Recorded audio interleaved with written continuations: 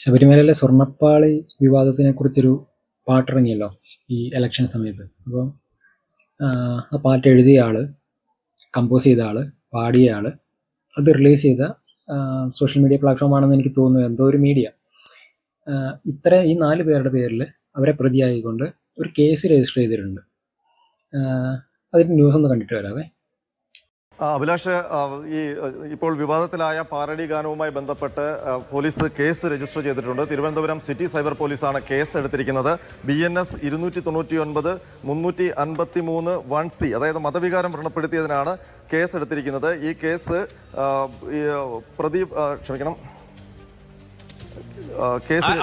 കേസിൽ 4 പ്രതികളാണ് ഉള്ളത്.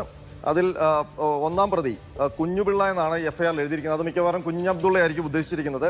2ാം പ്രതി പാട്ടുപാടിയ ഡാനിഷ് മലപ്പുറം, 3ാം പ്രതി CMS മീഡിയ, 4ാം പ്രതി സുബൈർ പന്തലൂർ. അതായത് ഈ പാട്ട് തയ്യാറാക്കിയ മുഴുവൻ ആൾക്കാരെയും ഈ കേസിന്റെ പ്രതികളാക്കിയിട്ടുണ്ട് എന്നുള്ളതാണ്. ഇനി FIR-ൽ എന്താണ് കുറ്റാരോപണം എന്നുള്ളത് FIR-ൽ രേഖപ്പെടുത്തിയിട്ടുണ്ട്. 1 മുതൽ 4 വരെ പ്രതികൾക്ക് ഇന്റർനെറ്റ് മാധ്യമം വഴിയും നേരിട്ടും പൊതുജനങ്ങൾക്കിടയിലും വിശ്വാസ സമൂഹത്തിലും മതവിശ്വാസം തകർത്ത് മതവികാരത്തെ അപമാനിക്കും വിധവും മതവികാരം പ്രചോദിപ്പിക്കണം എന്നും മതവിശ്വാസ സമൂഹത്തെ പരസ്പരം ഇളക്കി വിടണമെന്നും മനഃപൂർവ്വമായ ഉദ്ദേശത്തോടും കരുതലോടും കൂടി 16-12-2025 തീയതിക്ക് മുൻപുള്ള ഏതോ ദിവസം 1ാം പ്രതി അയ്യപ്പ ഭക്തി ഗാനത്തെയും ശരണമന്ത്രത്തെയും അപമാനിക്കും വിധം മതവിശ്വാസികൾക്കിടയിൽ വിദ്വേഷം വളർത്തുന്ന വിധവും മതസൗഹാർദ്ദവും ഇല്ലായ്മ ചെയ്യുന്ന വിധവും സമൂഹത്തിൽ സമാധാന ലംഘനം ഉണ്ടാക്കണമെന്നുള്ള ഉദ്ദേശത്തോടു കൂടി പോറ്റിയെ കേറ്റിയെ എന്ന് തുടങ്ങുന്ന ഗാനം നിർമ്മിച്ചും 2ാം പ്രതി ടീ പാട്ട് പാടിയും 3ാം പ്രതി ടീ പാട്ടിനെ ചിത്രീകരിച്ച് 4ാം പ്രതി ടീ ഗാനത്തിന് നിർമ്മാണം നിർവഹിച്ചും 1 മുതൽ 4 വരെ പ്രതികൾ ടീ പാട്ടിനെ യൂട്യൂബ് ഉൾപ്പെടെയുള്ള ഇന്റർനെറ്റ് നവമാധ്യമങ്ങൾ വഴിയും നേരിട്ടും പ്രചരിപ്പിച്ചതിൽ ഹിന്ദുമത വിശ്വാസിയും അയ്യപ്പ ഭക്തനുമായ അവലതിക്കാരനും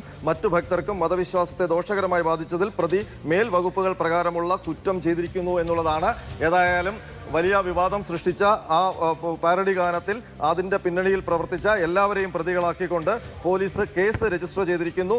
ആ പരാതി നമ്മൾ നേരത്തെ പറഞ്ഞ പരാതിക്കാരൻ, അതായത് പ്രസാദ് കുഴിക്കാല, ഈ തിരുവാഭരണ പാത സംരക്ഷണ സമിതിയുടെ നേതാവായിട്ടുള്ള ഭാരവാഹിയായിട്ടുള്ള പ്രസാദ് കുഴിക്കാല റാന്നി സ്വദേശിയാണ്.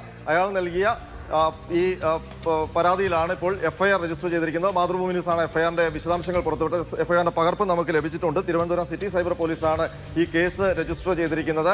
ഈ പരാതി DGP-ക്കാണ് നൽകിയത്. DGP ഇന്ന് ADGP-ക്ക് പരാതി കൈമാറിയിരുന്നു. പിന്നീട് ADGP അത് സൈബർ ഓപ്പറേഷൻ വിങ്ങിന് കൈമാറി. അവരും അത് പരിശോധിച്ച ശേഷമാണ് കേസെടുക്കാനുള്ള നിർദ്ദേശം നൽകിക്കൊണ്ട് സിറ്റി സൈബർ പോലീസിന് നൽകിയിരിക്കുന്നത്. ഇപ്പോൾ തൈക്കാട് സിറ്റി സൈബർ പോലീസാണ് BNS മതസ്പർദ്ധ വകുപ്പുകൾ ചുമത്തിക്കൊണ്ട് കേസ് രജിസ്റ്റർ ചെയ്തിരിക്കുന്നത്. അഭിലാഷ്, മതവികാരം വ്രണപ്പെട്ടു, അതാണ് പ്രശ്നം.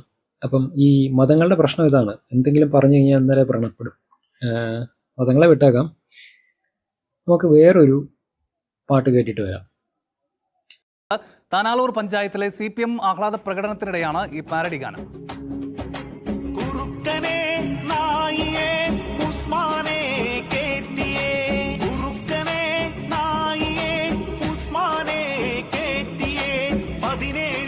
ചരിത്രം മാറ്റാൻ ഒരിക്കലും ആവില്ലല്ലോ.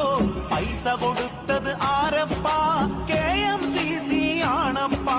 മൂരികളാണേ ആണപ്പാ. പൈസ കൊടുത്തത് ആരപ്പാ?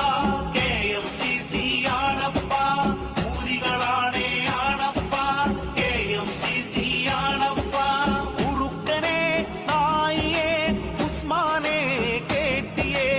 ഉറുക്കനെ നായിയെ ഉസ്മാനെ കേറ്റിയെ.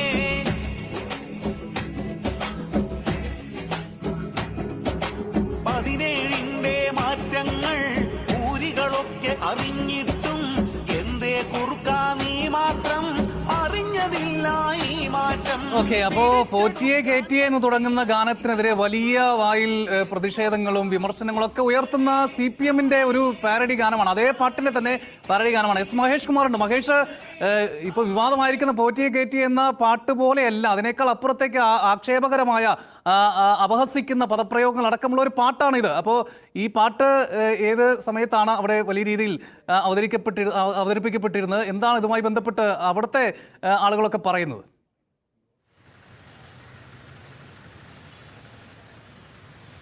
അനുപ, ഈ അയ്യപ്പ ഭക്തി ഗാനത്തിൻ്റെ പാരഡി ഇറക്കി മതവികാരം വ്രണപ്പെടുത്തി എന്ന് പറയാൻ ഇടതുപക്ഷത്തിന് CPM-ന് കഴിയുമോ എന്നൊരു ചോദ്യത്തിനുള്ള ഒരു ഉത്തരമാണ് ഈ താനാളൂരിൽ നിന്നുള്ള ഈ ആഹ്ലാദ പ്രകടനം. 17-ാം വാർഡിൽ വിജയിച്ച CPM-ന്റെ അംഗം മുബഷിറ, വെള്ളിയത്ത് മുബഷിറയുടെ ആഹ്ലാദ പ്രകടനത്തിനിടെയാണ് ഈ ഒരു സംഭവം ഉണ്ടാകുന്നത്.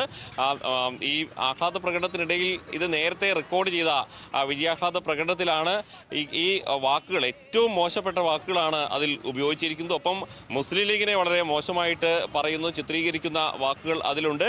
മോശപ്പെട്ട പദപ്രയോഗങ്ങളാണ് അതിൽ നിറയെ. നേരത്തെ നമ്മൾ അയ്യപ്പ ഭക്തി ഗാനത്തെ പാരഡി ഗാനമാക്കി ഹൈന്ദവ വികാരം വ്രണപ്പെടുത്തി എന്നൊക്കെ പറയുമ്പോൾ അതിൻ്റെ ഒരു എക്സ്ട്രീം ലെവലിലാണ് CPM ഇവിടെ ഗാനമുണ്ടാക്കിയത് എന്നൊരു യാഥാർത്ഥ്യമുണ്ട്. ഇവിടെ കഴിഞ്ഞ 2 പതിറ്റാണ്ടായിട്ട് ഇടതുപക്ഷത്തിനുണ്ടായിരുന്ന ഭരണം നഷ്ടമായി. ഈ വെള്ളിയത്ത് മുബഷിറ എന്നാൽ ഈ 17-ാം വാർഡിൽ ഇടതുപക്ഷ സ്ഥാനാർത്ഥി വിജയിച്ചു. മറ്റു വാർഡുകളൊക്കെ നഷ്ടമായെങ്കിലും അതിലുള്ള ഒരു വേദന, ഒപ്പം അതിലുപരി ഇടതുപക്ഷത്തിൻ്റെ ഭാഗമായിട്ട് CPM-ന്റെ ഭാഗമായിട്ട് നേരത്തെ ഉണ്ടായിരുന്ന ചിലരൊക്കെ UDF-ലേക്ക് പോയി, പ്രത്യേകിച്ച് മുസ്ലിം ലീഗിലേക്ക് പോയി. മുസ്ലിം ലീഗിൻ്റെ ഭാഗമായവരെ പേര് പറഞ്ഞ് ആക്ഷേപിക്കുന്നതിനും ഈ ഗാനം തന്നെ ഉപയോഗപ്പെടുത്തിയിട്ടുണ്ട്. അവരുടെ പേരുകളൊക്കെ നമുക്കതിൽ കേൾക്കാൻ, ഈ ഗാനത്തിൽ കേൾക്കാൻ കഴിയുന്നുണ്ട്. അവരുടെ പേര് പറഞ്ഞ് കളിയാക്കാനും അല്ലെങ്കിൽ അവരെ അപമാനിക്കാനും വേണ്ടിയും ഈ പാട്ട് തന്നെ ദുരുപയോഗം ചെയ്തു എന്നൊരു യാഥാർത്ഥ്യം കൂടിയുണ്ട്. അനു, ഈ ആദ്യം ഉണ്ടായ ആ ഒരു ഇൻസിഡന്റിന്റെ അല്ലെങ്കിൽ അന്ന് ഇറങ്ങിയ ഈ പാട്ടിന്റെ ലോജിക്ക് വെച്ചാണ് നമ്മൾ ചിന്തിക്കുന്നതെങ്കിൽ ഇത് ഈ വികാരം വ്രണപ്പെടുത്തണ്ടേ? ഇതിനെതിരെ കേസ് എന്തെങ്കിലും പോയിട്ടുണ്ടോ? അല്ലെങ്കിൽ കേസ് എടുക്കാനുള്ള പ്ലാൻ ഉണ്ടോ? ഇപ്പം ഏതൊരു പുള്ളിയാണ് കൊടുത്തേക്കുന്നത്, ശബരിമല എന്തോ റിലേറ്റഡ് ഒരു ടീമാണ് ഇത് കൊടുത്തേക്കുന്നതെന്നാണ് പറയുന്നത്. ആരെങ്കിലും കൊടുക്കട്ടെ. പക്ഷേ ഞാൻ ചോദിക്കുന്നത്, ഇത്തരത്തിലുള്ള കാര്യങ്ങൾ ചെയ്യുന്നത് ഒരു ആവിഷ്കാര സ്വാതന്ത്ര്യമായിട്ടോ ഒരു ക്രിയേറ്റിവിറ്റിയുടെ ഭാഗമായിട്ടോ ആണ് കണക്കാക്കേണ്ടതെന്നാണ് എൻ്റെ ഒരു അഭിപ്രായം. കാരണം ഒരു കാര്യവും നമുക്ക് മതത്തിനെ വിമർശിക്കാൻ പറ്റില്ല, ദൈവങ്ങളെ വിമർശിക്കാൻ പറ്റില്ല, ഇതിനെക്കുറിച്ചൊന്നും പാട്ട് എഴുതാനും പറ്റില്ല,